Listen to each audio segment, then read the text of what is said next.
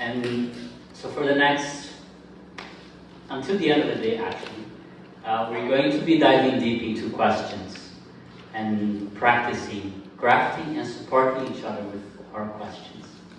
And if you notice, maybe you already noticed, if not, pay attention from now on, that at the core of every methodology, of every conversation that we invite you to go towards, there's always a powerful question involved, or at least an attempt at a powerful question. Sometimes we think it is, and then we realize, oh, maybe could have done better, but there's an intention to set up a question that has some power to it.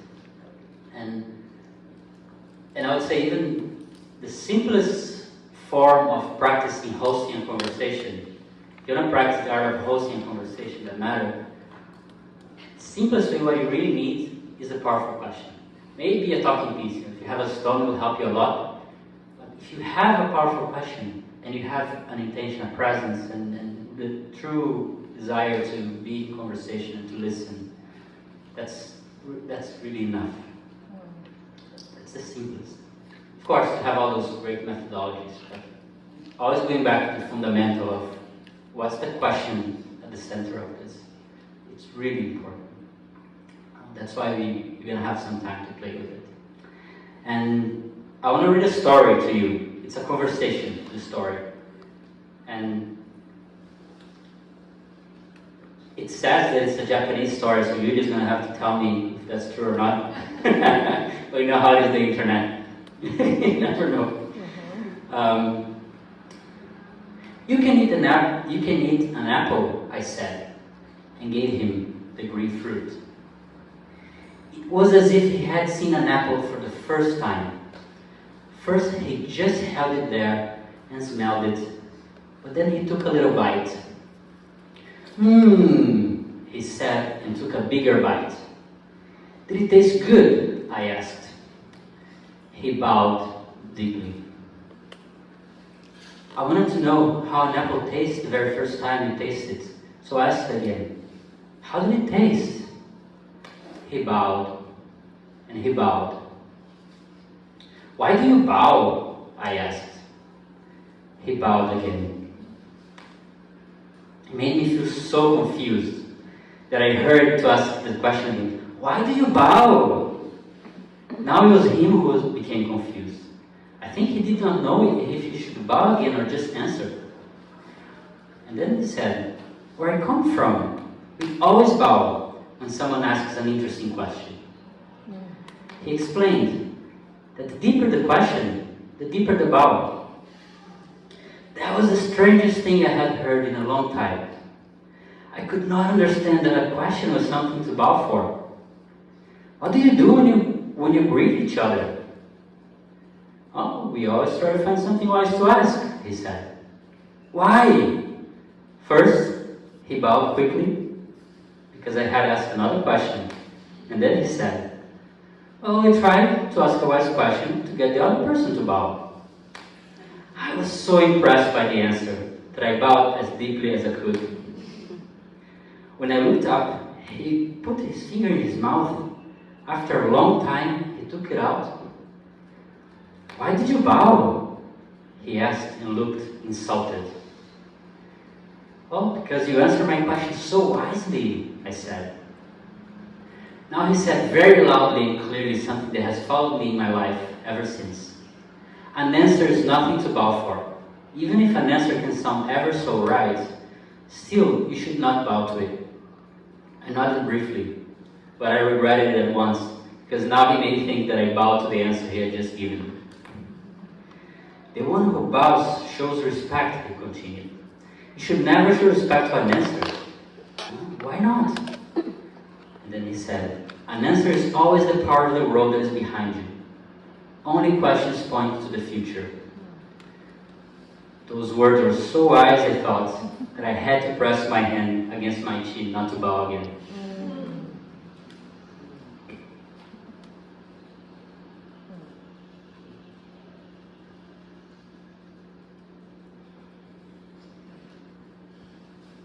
Let that story sit there a little bit.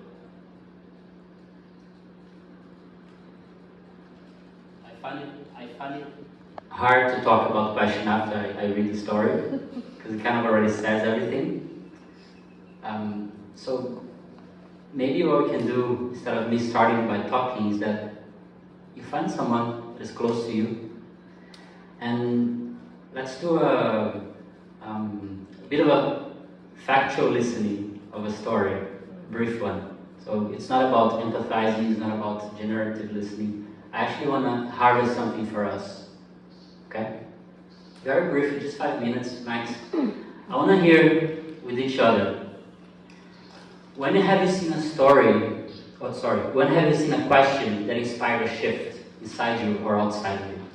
Just like he shared with us at the beginning. That was a perfect story. It doesn't have to be that great. It can be a very simple story. For example, for me, if you remember, yesterday when I was telling you, when I was in Brazil last time, in my last days, I invited my family to sit together, and I asked them, what are you grateful for in this family? And we sat in an unofficial circle, and something shifted in our family since that day, and in our relationship. So that question, what are you grateful for in the family, that has never been asked before, really shifted something.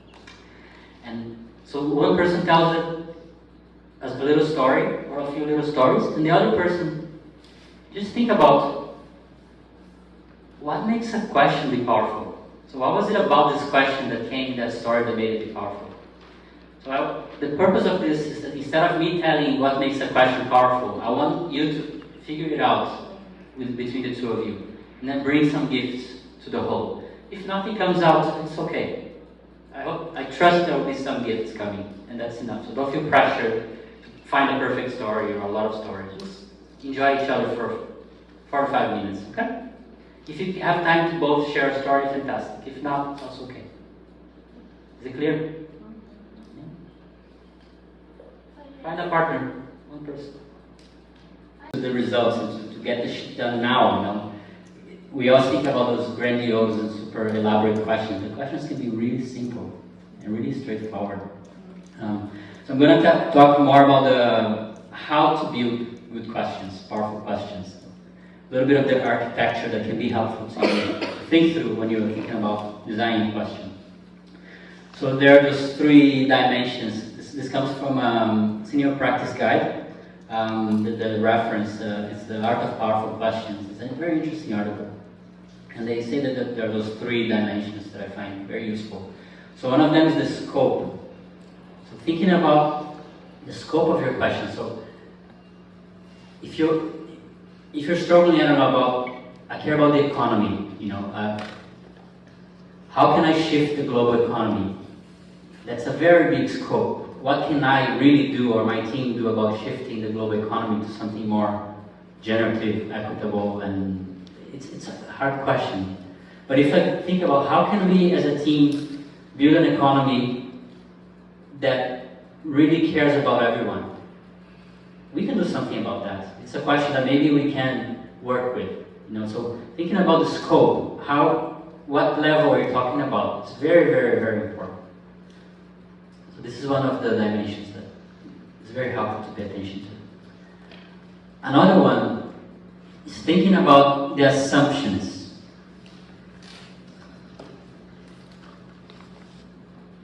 I heard some of you talking about it already. I don't think, maybe I'm wrong, but I cannot think of a question that doesn't have an assumption behind it. Somebody can please tell me. Whenever you ask a question, you have an assumption. Just be aware of it. There's nothing wrong with having an assumption. Be aware of the assumptions that you have. Like, for example, if you look at this question, what did we do wrong and who's responsible?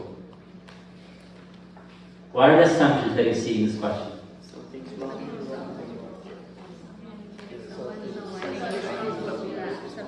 Probably someone needs to be punished as well, right?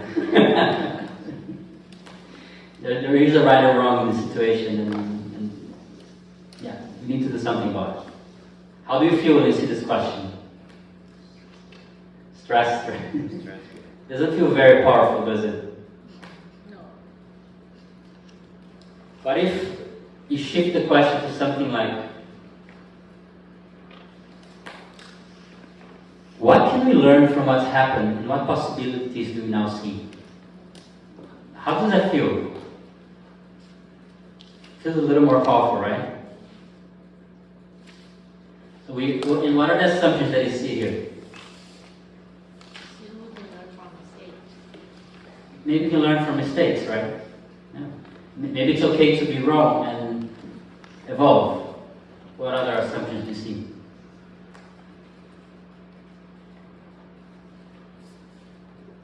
We can learn. Exactly. Humans learn. And we can use the situation as a possibility for that. We're a little bit behind the schedule, but it's okay. I know how that will happen. And another very important element of construction question is the construction. How to use the words, how to use the small elements in the question. There are many types of questions. Usually people think is it usually a powerful or a non-powerful start of a question? A why question? Not powerful? Depends on how you ask it. Who said it's not powerful? Why not? Kind of criticize. Yeah. Why are you so stupid? Why you don't listen to me? Why am I so good looking? Right. It can be. That's the first question that kids learn how to ask. Why, Mom? Why, Dad? I'm not there yet. Thank God. I'm so scared of that question. Why? You know, there's this idea of ask why 5 times, you get really to the core of the problem. It can be powerful, but like you said, it depends on how you ask. So for me, the construction of a question is not so much about the letters and the word itself. It's about, like I said, how you use and what it creates. So tomorrow we're going to talk something called the breath pattern, and I know many of you are very probably aware of it, or the amount of participation that in conversations we can open up possibility, we can close possibilities, right? We can diverge and we can converge. And something to be very aware of is that questions have a huge power into opening or closing, right? So a why question, for example, do you think open up possibilities or close possibilities?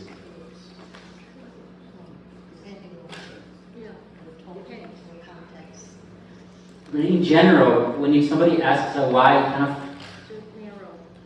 you think it narrows. Yeah? How many people think why narrows the possibilities? Let me see some hands.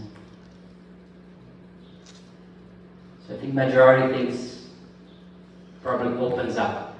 It's totally correct. You can use it in many different ways. I usually see it more as opening up possibilities, diverging. I find it very hard to find a fast answer to a why question. And questions like a yes or no question. It closes possibilities, right? And people, I feel bad for yes or no questions because they tend to be judged as terrible questions. But you can have very powerful yes or no questions, right? Can somebody think of a powerful yes or no question? Will you marry me? Yeah. Right? Will you marry me? That's one of the most powerful questions one can ask. And you're hoping to hear yes. If it's a no, it will be powerful as well, but not in the way you want, probably. And sometimes, one of the most powerful questions that my dad asked me was, would you like to go to India? When I was just in my early 20s. I never thought of it, even though it's been part of my parents' life, it's so important, it's their thing. And he said, if I would have gone to India when I was your age, I would have done many less stupid things. Would you like to go to India and live there? It kind of took me back. It was a yes or no question that changed my life. It was the first time that I came to Asia and experienced a completely different way of being. And that later brought me to China, Taiwan, and I've been here for 20 years in this region. So that simple question, would you like to go to India? So it can be powerful. Yes, it closes possibility, most of the time, but it can be a very powerful question. Usually, it's not so much. Yeah, so something like how. What do you think? It opens up or closes down normally? But usually opens up a little bit more, right? Or which? You're offering possibilities to choose, so you're really closing down possibilities, right? Or when? It's both, right? It can be opening, can be closing. Yeah, it depends on how you ask a lot, right? I'll put a bit more in the middle. And what questions? What do you think? What do you think? Usually more open, right? Yeah. Or where? What do you think?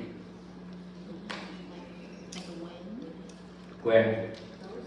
I think close more. Of course, you can use to open, but usually, I think it is more like closing possibilities. Or who? Yeah, usually you're clear about who you're talking to, so it's kind of narrowing down a bit. Of course, these are not set in stone, but it's very helpful to think, is this construction serving the purpose that I have for this question? For the harvest that I want from this conversation? And I have a little story example of the construction of a question. So there's HP, the electronics company. It used to be very important, not so much anymore these days. And they had an innovation lab that they thought they were really very innovative, but they're not really being recognized and seen by the industry for what they're doing. And then they started to talk about it and ask, and they realized that they don't know even what does it mean to be the best lab in the world. And they try to ask around the company, like, what does it mean to be the best lab in the world? What does that mean? They were asking the question around the company, and they had these workshops all over the world in HP. And there was some good engagement. People were like, yeah, what does it mean to be the best? And people got some excitement. But there was a day that one of the engineers, he knocked on the door of the lead of this initiative to figure out what does it mean to be the best lab in the world.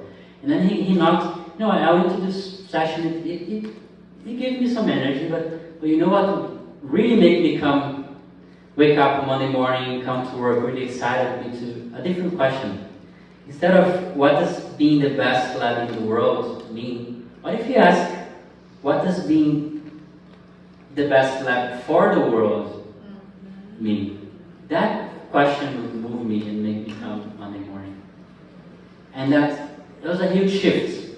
That shift of one word in the question, the construction of one tiny detail, shifted and not only changed that initiative, it actually, I don't know if you remember, they kind of became the motto of HP for the world for a while. Like, it had a huge impact on the whole organization. That's one question. So how to build, how to use the words in the question. It's really, really important.